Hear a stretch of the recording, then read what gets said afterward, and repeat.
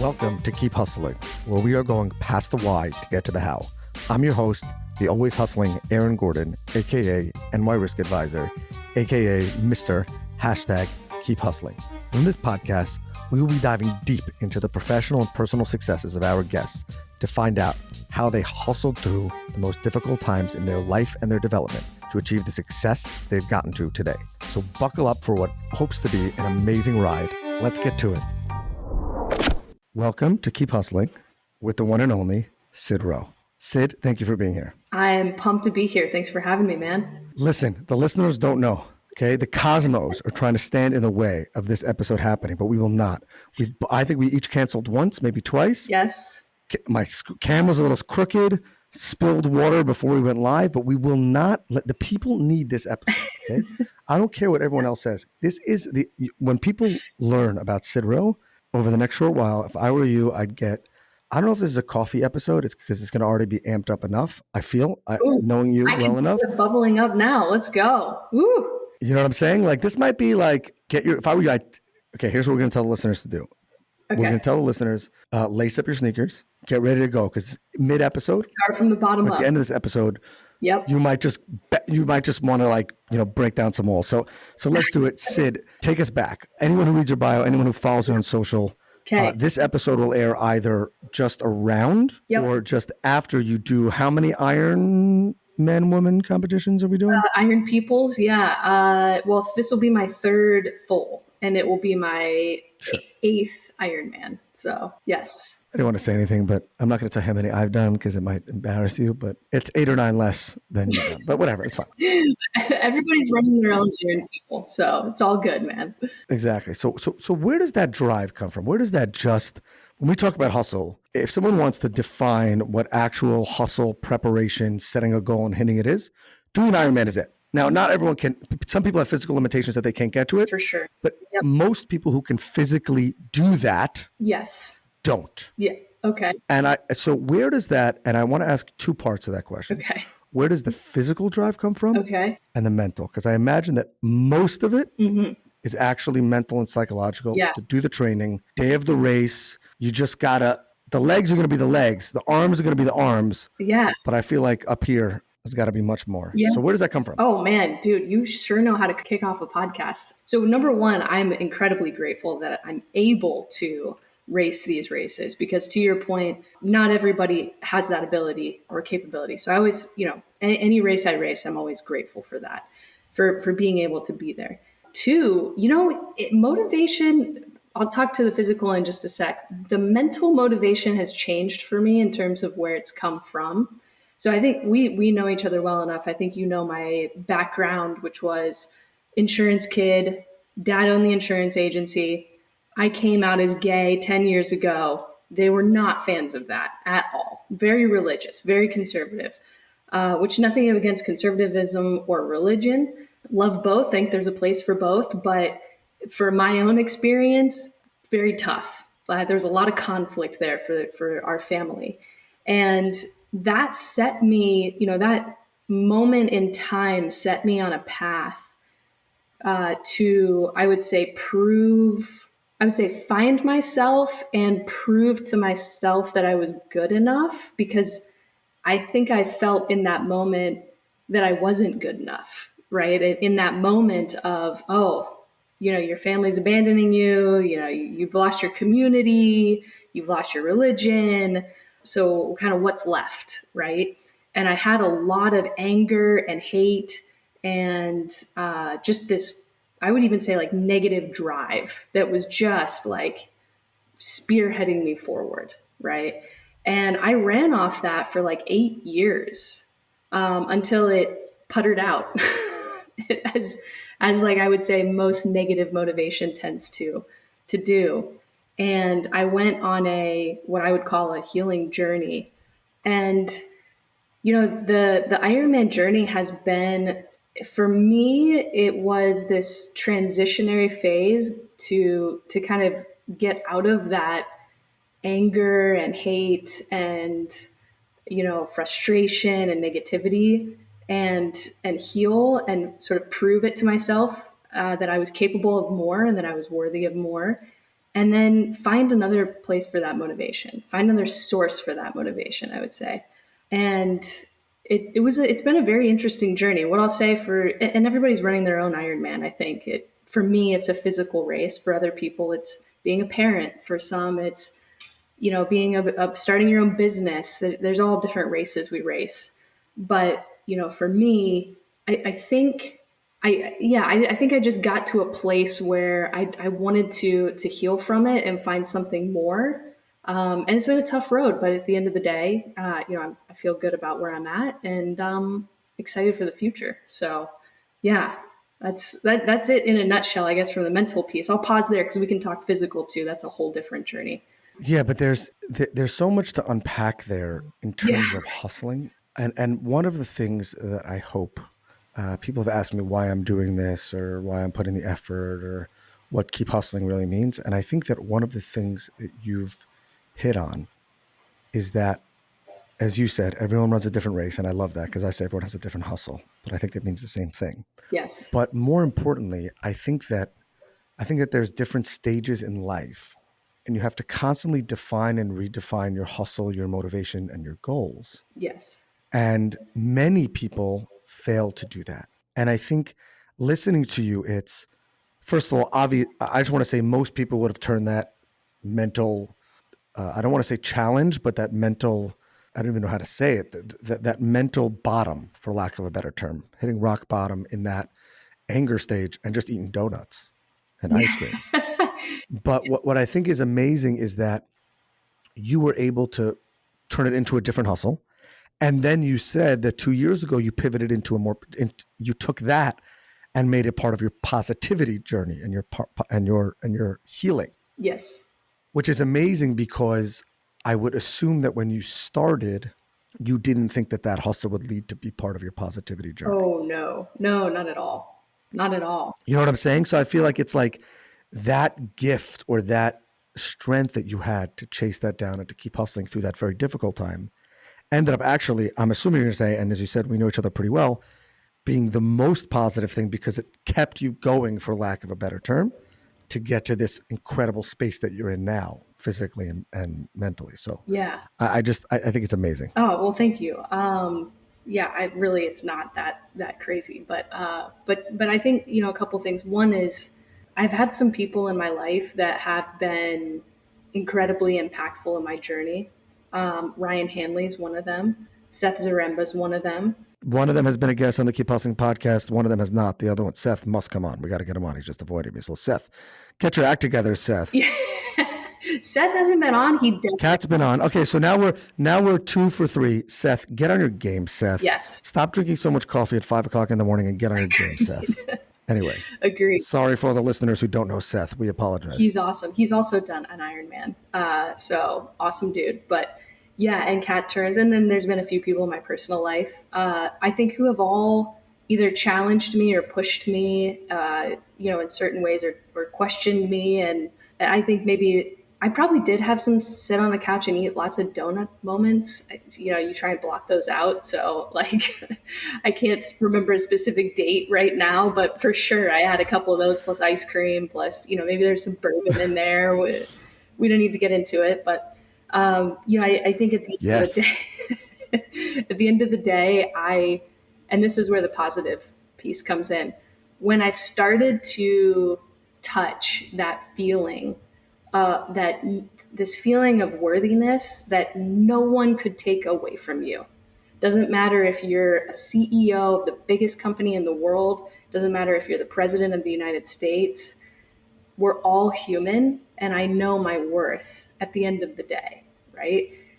When you start to cross finish lines and touch that feeling, and you put in all the work, you figured out how to find that coach, you showed up for yourself every day, 6 days a week for over a year, put in the work, and got yourself across that finish line, there's just something that it's this intangible thing that it can't be taken away from you.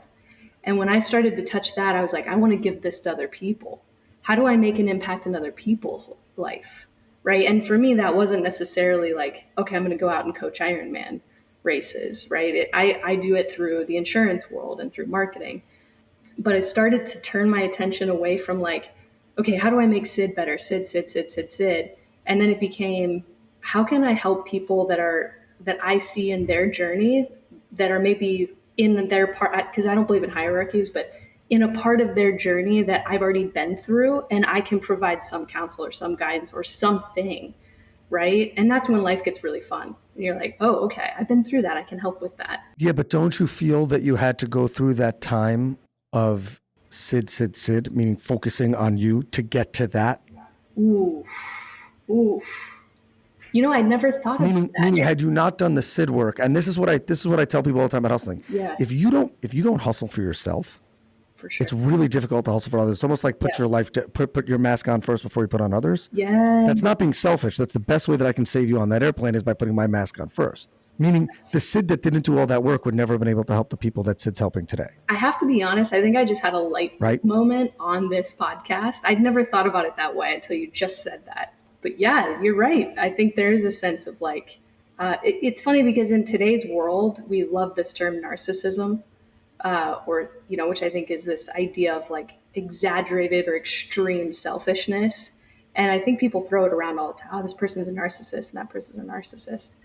I think there's a lot less narcissists out there than we think there are, but or that social media would have. I agree with that 1,000%. Yeah.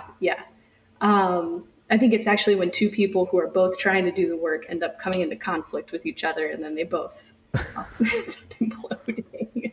But yeah, I think this idea that selfishness is a bad thing in society I don't know if that's true. I think selfishness can be a good thing. You don't want to hurt people in that journey, right? I think you have to draw a line with like, I didn't have a family at the time. And so but if I had like, a family that I was supporting or something, like you don't want to put them in a bad spot, right? To go pursue these physical dreams or Ironman dreams. But yeah, I think selfishness can be a tool, right, for growth. I guess is the way I would put it. That's crazy. Yeah. Okay. All right. I'm going to do something.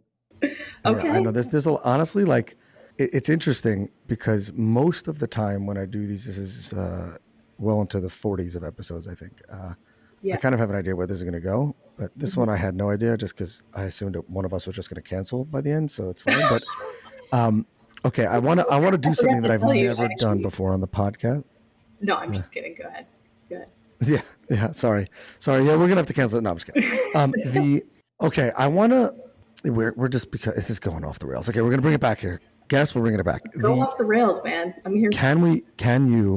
Okay, let's do this together. Okay. The Ironman, I believe, correct me if I'm wrong, please, is swim, bike, run. Is that how it works? Nailed it. Yep. Swim, bike, run. So first Ironman. Okay. We're going back there. Okay. Where was it? Lake Placid, New York. Oh, yes. Okay. Wow, this was meant to be. So Lake Placid. Yes. So take us to Lake Placid. Swim is done. Bike is done. Getting towards the end of the run. Ooh. Make that turn. It's all coming together. There's the finish line. What is going through your mind? Get me across this finish line. No, I mean, so I will say the run is for me was, I would say, for the first one, the toughest part. I had so many mental demons come up. And it's funny, I remember talking to somebody before that race, and they said to me, good luck, you never know what you're going to find out there. And I was like, that's a weird thing to say.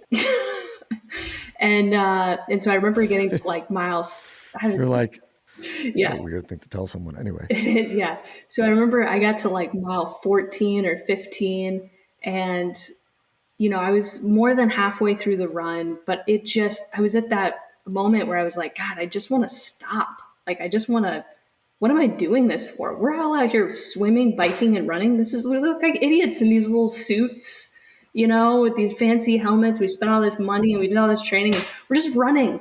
and we're just biking, we're just swimming. Why are we doing this to ourselves? And then I like throw up. I'm like, oh God, this really sucks.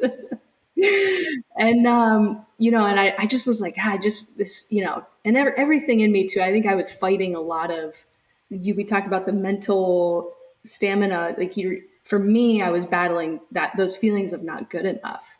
And so what was coming up mentally was, you're not good enough. You suck. All that negative self-talk. And it just, when you're that exhausted, it just becomes more extreme and hard to like fight or control or, navigate, I guess I would say. And I remember, I just remember thinking to myself, you just got to put one foot in front of the other, right? One foot in front of the other, Syd. One foot in front of the other. You have to finish. Like you came all the way out here. You got to just get across the finish line. And about a mile and a half away from the finish line, I just had this surge of like, I don't know where this energy came from. It felt like superhuman almost, right? Like where in the world? Like I couldn't eat anything else because my stomach was so screwed up. Obviously I'd already been racing for 138 miles at this point. I was, 13 hours into the race. And I just felt this like, holy crap, you did it. And I remember the last mile and a half, like, and it's fun because you're coming into the chute and you've got all these people cheering you on and everything. And, Aaron, I can't describe it. It is just this feeling of like, holy, I did that. I did that. And then you're like, I will never do that again. And then 24 hours goes by and you're like, I'm absolutely signing up for another one. So yes. That is keep hustling. That is keep hustling. Keep hustling says our manifesto, our tagline, our spirit, our lifestyle, our mindset is that when you have a goal in sight, when you have dreams in action, you can't quit. And quitting, I just want to redefine that. Just like quitting doesn't mean readjusting your hustle, right? That doesn't mean the guy who trains or the gal who trains for the Ironman and a month before tears their ACL, that them not doing the Ironman means that they failed, right? But that moment, I'm just like, I wish, and we're going to clip right after you said I vomited. No, but I'm serious. And I'm not making a joke about it, but like, why am I doing this? And I'm doing this because this is what I set out to do. And by the way, had you never done another one again, you said, you got the bug and the itch or whatever, that's fine. If you never did it again, you said, I did that. I think that they would still have the same impact on you when you set the next goal. Whatever that next thing would have been, you would have said, listen, that was nuts. I just don't have the time to commit to, let's say, training for another one. Let's say that would be thing, or I want to have a different goal, or I want to.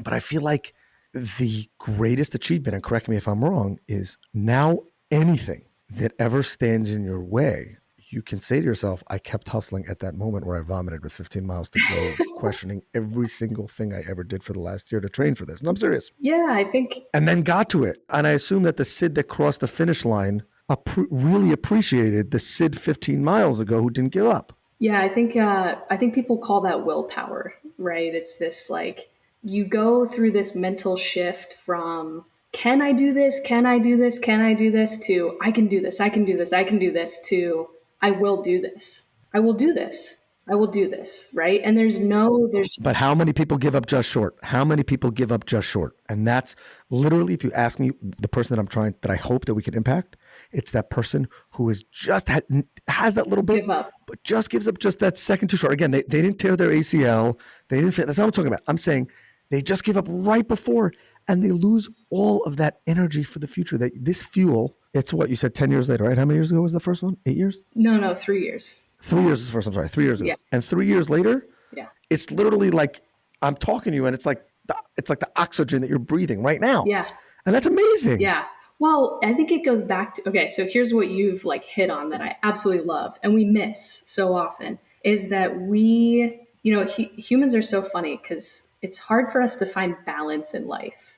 And if you think about that concept in terms of how we tell our story, live our lives, what are, you get to your deathbed and you look back and you say, what did I accomplish? What was this whole thing that we went on together, right? It's either on the one hand, where we sort of default to like, oh, I just give up and, I've lost my choice. I've lost my voice. I've lost my power. And, there's just this higher power out there and it's just doing everything. And I'll just, whatever, I'll just eat donuts on the couch because what's the point? It's too hard. It sucks, right? That's one extreme. And then the other is this crazy ego, like, well, I don't need God, right? Like, I don't need the universe. I got it all. I got it all figured out, right? And there's this middle that you can get to where you recognize you're in this symbiotic relationship with the universe. Like, you're a co-creator of your own life. And so, yeah, you're going to have dreams. Why would we have the capability, Aaron, of having dreams, visions? This is a superpower that people have. Why would we have that capability if there wasn't a purpose for it? The purpose is that we can see that future that we want to create. But guess what? Number one, you can't do it by yourself, right? So you're a co-creator in your life. But number two, you've got to get through that suck, right? Like you have to, it would be nice if it was as easy as like, well, money grew on trees, right? Like I would like to be wealthy, so I'm going to plant a money tree in my backyard. It doesn't work like that, right? So I think there's this, we're co-creators in our lives. And so whatever your dream is, whatever your vision is, whatever that looks like for you, if it's a family, if it's a role in a company, if it's making a certain impact in life, if it's writing a book, like I think there's this ability to like, one, have the willpower to want it. And to then you kind of got to let go of it at the same time, right? Like and this is, I'm still kind of working through this in my own head, right? But like, there's moments on the race course where you just, there's no, it's funny. People think like I'll get out there and I'm just this crazy maniac who runs with insane, just a machine for like 140 miles. And that's not true. You go through all kinds of dips and lows and, all different things. It's amazing what you find out there. It's amazing what you find out there. Right. And so there's almost this, like, you almost have to let go of that finish line to get the finish line, if that makes sense. Right. And so you put in the work, but you're a co-creator, but you also have to balance that with like, there's a higher power out there. And we are at some, to some extent, like walking in tandem or in a symbiotic relationship with that, whatever you believe it to be. So yeah, hopefully that there's probably a lot we could dig into. There's a lot of layers. This is, God, there is so, we have to do another episode on everything else other than Ironmans. But yeah, but you know what? When I knew you were coming on, like you're the only person. I think you're the only person I know that's done an Ironman. There was actually someone else who was on who I didn't know before had done Ironman. But you, like, I actually know, so I feel like the journey is there. Yeah. My last question, which I, again, was not intending on asking, but we're just going with it here. Okay. What has been the greatest unintended consequence of this journey? I thought you were going to tell me the last question before we started recording. This is a different last question than the last question you gave me. Nope. Yeah, that's what I said. We're going to get to that one. This is the last question before that comment. But yes. Greatest. I'm the host. This is my show. Syd. Okay. When I come on your pod, you can change the last question. Okay. If you would have asked me 10 years ago, 9 years ago, probably even like 3 years ago when I started this journey initially, Syd, do you think that you will ever heal the relationship that you have with your family? I would have said there's no way. There's no way. Like, I lived in a world where my parents were on one side and I was on the other side. And this is such a fitting conversation for where we're at in our social, political lives right now. So I'm not going to make this political, but I'm not a big sides person anymore. Me neither.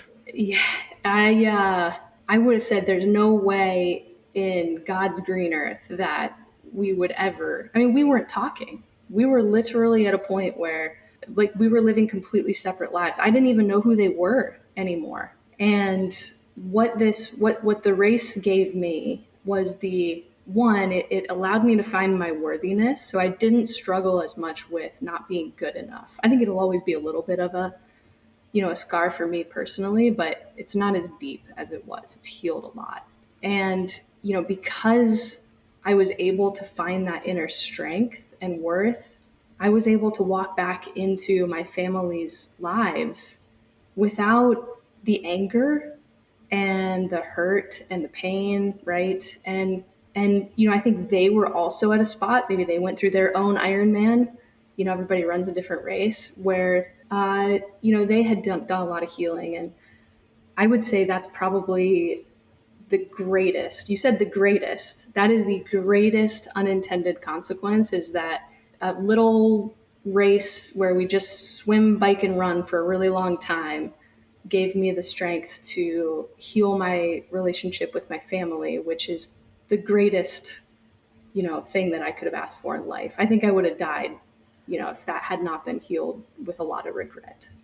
So, Syd, you rock. Right back at you. I'm proud to call you a friend. Right back at you, dude.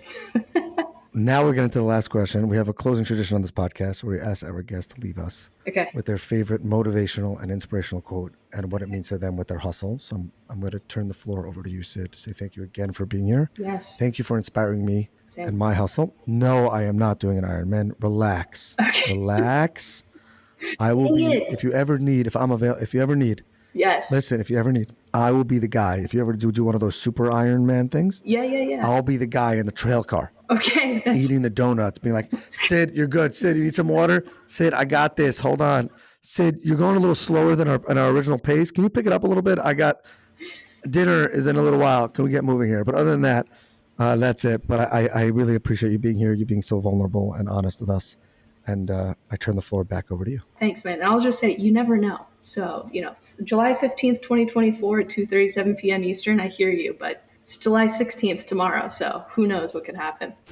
Yeah. So last question. Yeah. The greatest inspirational quote. It changes for me. So I think for right now, my mantra has been slow is fast.